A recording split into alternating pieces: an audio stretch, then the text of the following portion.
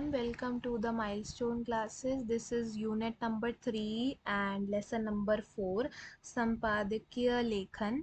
और ये last chapter है इस हिंदी बुक का, संप्रेक्षण और संचार बुक का।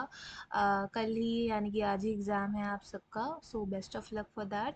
एंड ये एक वन शॉट वीडियो है, बहुत क्विक रहेगी और इसके अकॉर्डिंग जो है आप अपने आंसर्स को एलैबोरेट कर सकते हैं एग्जामिनेशन में। So without any delay let's start. सबसे पहले संप्रेक्षण क्या होता है, सॉरी संपादकीय क्या होता है, एडिटोरियल राइटिंग को हम कहते हैं संपादकीय लेखन। तो परिचय: समाचार पत्र या पत्रिका में प्रकाशित वह लेख जिसमें किसी महत्वपूर्ण विषय, घटना या समस्या पर संपादक अथवा संपादकीय मंडल के विचार व्यक्त किए जाते हैं, उसे संपादकीय लेख कहते हैं। यानी एडिटोरियल राइटिंग किसे कहते हैं, या कोई भी सिचुएशन आई, कोई भी एक्सीडेंट हुआ, कुछ भी हुआ या कोई भी टॉपिक है, उस पर जब एडिटर और एडिटर का जो ग्रुप होता है, संपादकीय मंडल होता है, वो साथ में बैठते हैं, उस पर विचार विमर्श करते हैं और उसके बाद उसी टॉपिक पर जो है मिलजुल कर एक लेख लिखते हैं, उसे हम संपादकीय लेख कहते हैं। तो कौन लिखते हैं संपादकीय लेख? एडिटर और एडिटर का जो मंडल होता है, यानी कि संपादक और संपादकीय मंडल लिखते हैं। किस पर लिखते हैं? किसी भी विषय या घटना पर, और समाचार पत्र की या फिर पत्रिका में प्रकाशित करते हैं। इसके बाद इसकी परिभाषा क्या हो सकती है? किसी महत्वपूर्ण सामाजिक, राजनीतिक, आर्थिक या सांस्कृतिक विषय पर संपादक द्वारा व्यक्त विचारों पर संपादकीय लेखन कहते हैं।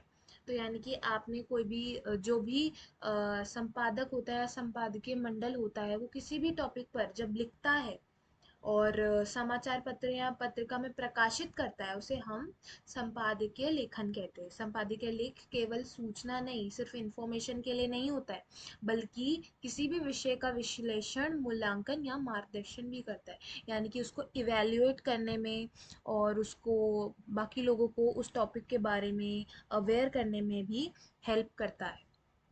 कौन? संपादकीय लेखन। संपादकीय लेखन के उद्देश्य, ऑब्जेक्टिव्स क्या है, क्यों हमें ये लेखन लिखना है या क्यों चैप्टर दे रखा है हमारे ये सेमेस्टर 2 में। तो इसका ये ऑब्जेक्टिव है कि जनमत का निर्माण करना, लोगों को जागरूक बनाना, किसी समस्या का विश्लेषण करना, समाधान और सुझाव देना, सामाजिक उत्तरदायित्व निभाना। यानी कि हम अपने आसपास के वातावरण में, आसपास के सामाजिक वातावरण में जान सके, लोगों को जान सके, समस्याओं को जान सके और जागरूक बन सके इसके लिए, और समस्या का विश्लेषण कर सके या समस्या के लिए कोई निष्कर्ष या सुझाव दे सके, इसके लिए संपादकीय लेखन लिखना हमारे लिए भी आवश्यक है और पढ़ना भी आवश्यक है। तो ये इसके कुछ ऑब्जेक्टिव्स हैं, यानी कि हम जागरूक बन सके, समाधान, सुझाव या निष्कर्ष या फिर उत्तरदायित्व, अकाउंटेबिलिटी, सोशल अकाउंटेबिलिटी हमारे पास हो। चलिए बात करते हैं संपादकीय की विशेषताएं, यानी कि जो भी संपादकीय लेखन लिखते हैं उसकी क्या विशेषताएं या बेनिफिट्स हो सकते हैं। तो पहला है इसके अंदर विश्लेषणात्मक दृष्टिकोण। केवल सूचना नहीं बल्कि कारण और प्रभाव विश्लेषण भी किया जाता है।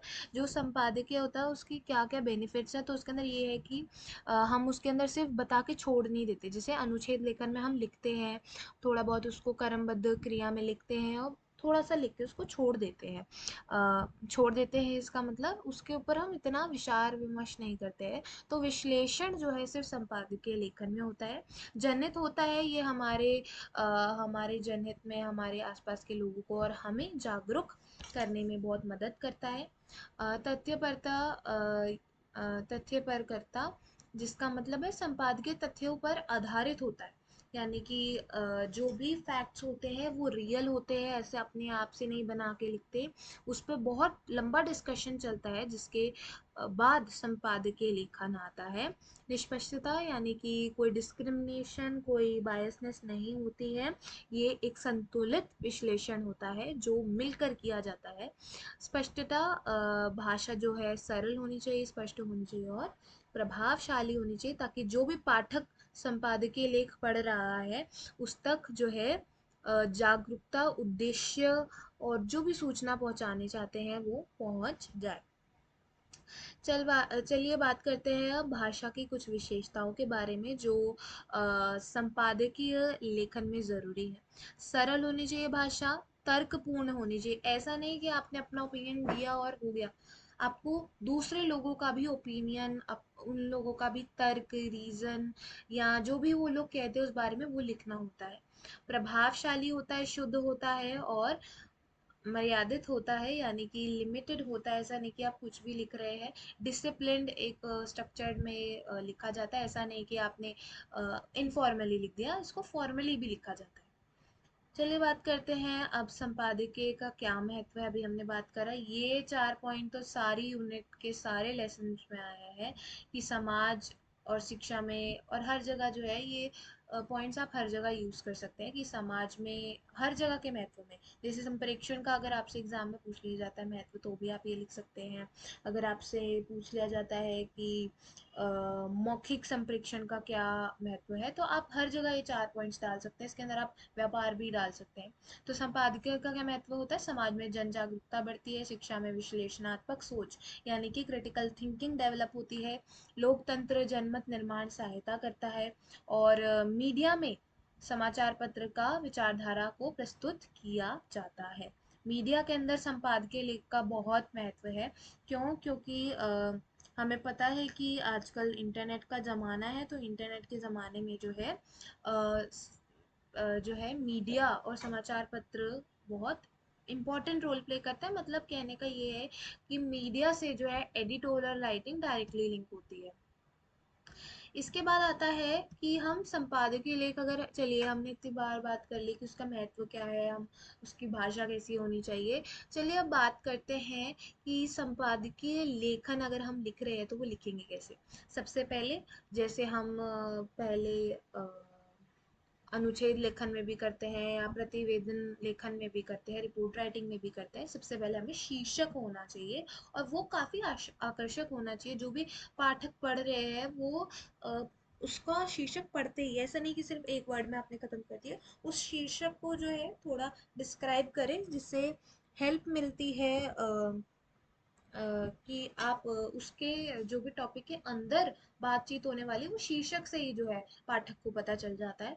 इसके बाद हम बात करें भूमिका की, तो हमें एक विषय का संक्षिप्त परिचय, एक इंट्रोडक्शन देना होगा। इसके बाद इसका मुख्य भाग आएगा जिसके अंदर 4 तरीके से इसको डिवाइड कर रखा है। ठीक है, आपने पहले शीर्षक दे दिया, उसके बाद इंट्रोडक्शन दे दिया, और मुख्य भाग के बाद आपने निष्कर्ष और सुझाव दे दिए जिसके अंदर आपने समस्या बताई या उसका समाधान, और अंतिम टिप्पणी जो आपके पर्सपेक्टिव से होती है। मुख्य भाग को आप कैसे करेंगे? जैसे आपने कुछ भी, जैसे आप उदाहरण दे रखा है पर्यावरण संरक्षण की आवश्यकता है, डिजिटल शिक्षा की चुनौतियां, है ना। तो आपने समस्या का विवरण किया कि डिजिटल शिक्षा से जो है बच्चे डिस्ट्रैक्ट हो रहे हैं और उनका जो है अटेंशन स्पैन खत्म हो रहा है। हिंदी में लिखिएगा, ठीक है। इंग्लिश, मेरी इंग्लिश को आप अपने एग्जाम में प्लीज़ मत दोहराइएगा। इसके बाद जो है आप कारण लिखेंगे कि क्यों हो रहा है, बच्चे डिस्ट्रैक्ट क्यों हो रहे हैं, उस समस्या का क्या कारण है। कि क्योंकि जो है वो ज़्यादा टाइम स्क्रीन पर बिताते हैं, ऑफलाइन जो है लोगों से अलगाव बढ़ गया है। ठीक है, अब इसका प्रभाव क्या पड़ा? इससे प्रभाव यही पड़ा कि बच्चे पढ़ते नहीं हैं, या फिर अच्छा, डिजिटल शिक्षा की चुनौतियां लिखा हुआ था, ओके सॉरी। तो मतलब जो है बच्चे जो है इंटरनेट नहीं होता है तो उसका प्रभाव पड़ता है कि उनकी एजुकेशन पर प्रभाव पड़ता है। और विश्लेषण में आप लिख सकते हैं कि आप कोई सुझाव देना चाहें, आप कोई उसको कंक्लूड कर देंगे, और उसके बाद निष्कर्ष जो है अपना सुझाव जो है लास्ट में देंगे, बिल्कुल। तो ये एक गाइडलाइन है कि आपको कैसे संपादकीय लेखन लिखना है। आपको पहले शीर्षक लिखना है, फिर भूमिका, भूमिका के बाद जो है आपको मुख्य भाग। मुख्य भाग कैसे डिवाइडेड है? पहले समस्या लिखो, फिर उसके बाद उसका कारण, प्रभाव और विश्लेषण, और उसको इलेबोरेट आपको करके बताना है उस समस्या के प्रभाव को, और उसके बाद लास्ट में निष्कर्ष और सुझाव आपको लिख देना है। इसके बाद आता है संपादकीय के लेखन के विषय। बहुत सारे विषय हो सकते हैं संपादकीय लेखन के, क्योंकि हमने बात करा ये बहुत ज़्यादा सीमित होता है मतलब ये बहुत डिसिप्लिन्ड और बहुत प्रोफेशनल लेखन होता है, ये कोई पर्सनल नहीं होता है, ये बहुत लोगों तक पहुंचता है, बहुत डिस्कशंस के बाद बनता है। तो इसके जो विषय होता है वो भी ऐसे ही होता है। जैसे पहला विषय हमें दे रखा है सामाजिक विषय, शिक्षा, पर्यावरण, महिला सशक्तिकरण, वुमेन एम्पावरमेंट। नेक्स्ट टॉपिक दे रखा है आर्थिक, बेरोजगारी, महंगाई, टैक्स वगैरह। इसके बाद राजनीतिक विषय हो सकता है चुनाव, कोई लोकतंत्र या कोई पार्टी के बारे में बात।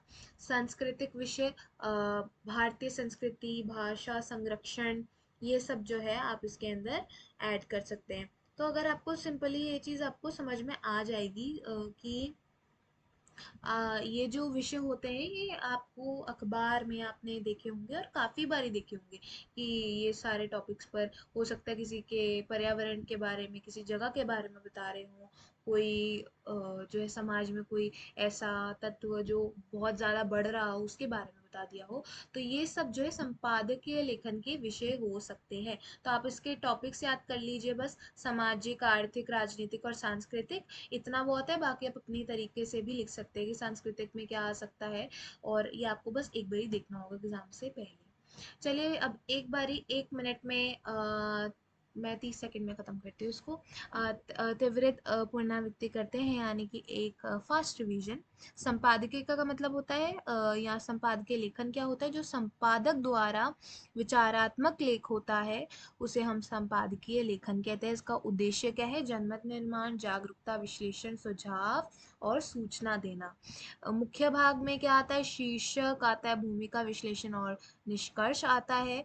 और विशेषताएं क्या होती हैं इसकी, कि तथ्यपूर्ण है, निष्पक्ष होता है, स्पष्ट होता है, तार्किक होता है, और आपको जो है जागरूकता में मदद करता है। परीक्षा के लिए याद रखिए कि संपादकीय केवल समाचार नहीं देता, यानी कि आप अखबार को संपादकीय से जोड़ सकते हो, लेकिन अखबार ही संपादकीय नहीं होता है, बल्कि समाचार के पीछे का कारण, कि क्या कारण है, क्या समस्या है, क्या प्रभाव है और क्या समाधान हो सकता है या क्या सुझाव हो सकता है, उसे प्रस्तुत करने के लिए ये बहुत महत्वपूर्ण है। ये कुछ कीवर्ड्स है जो आप अपने एग्जाम के आंसर्स में यूज करेंगे तो आपको मार्क्स अच्छे मिल सकते हैं। जनमत, पत्रकारिता, विश्लेषण, तथ्यपरकता, निष्पक्षता, जनहित, तर्कपूर्ण लेखन, आप ये सब वर्ड्स जो है यूज कर सकते हैं। मेरे अकॉर्डिंग ये सारी अब यूनिट कंप्लीट हो चुकी है इस क्या कहते हैं सब्जेक्ट की, और सारे चैप्टर्स कंप्लीट हो गए हैं।